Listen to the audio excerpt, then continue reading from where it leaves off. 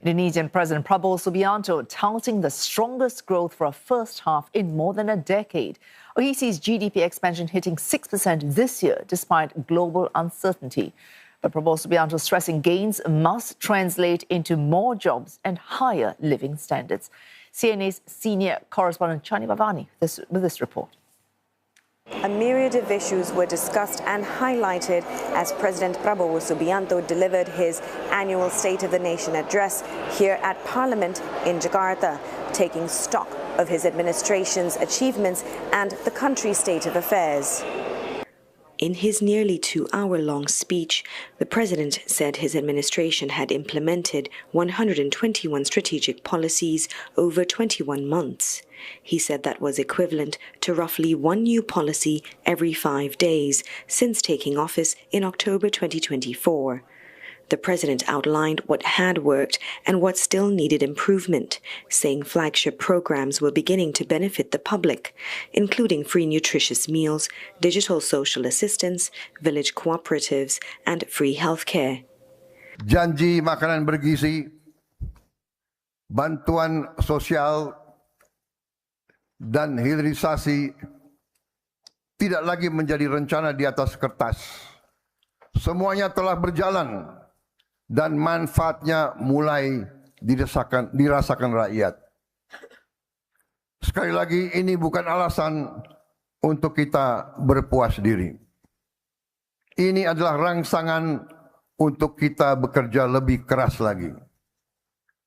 Karena kita sadari kemerdekaan bukan hanya apa yang kita proklamasikan.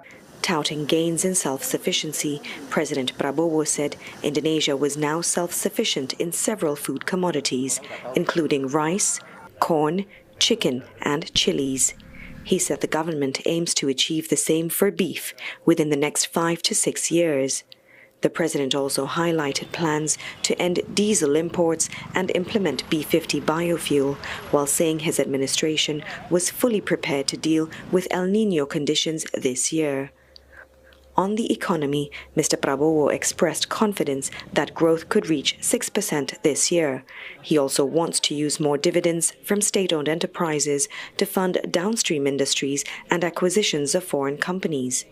Meanwhile, the new state export firm will take on an expanded role in monitoring key commodity shipments, but will not take control of exports.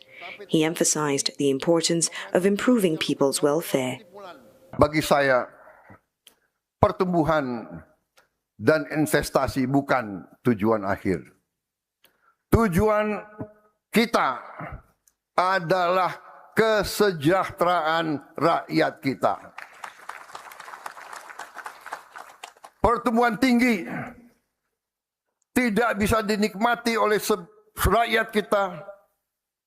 Kebanyakan tidak bermanfaat bagi kita. In his second speech of the day, President Prabowo proposed to a budget of more than $200 billion for 2027, with a fiscal deficit at 2.4% of GDP, well below the 3% cap, along with plans to maximize benefits from resource earnings to boost growth. He said the 2027 budget will be focused on 8 priority programs, including achieving food and energy self-sufficiency, downstreaming and industrialization, healthcare and education. Chandni Vatvani, CNA, Jakarta.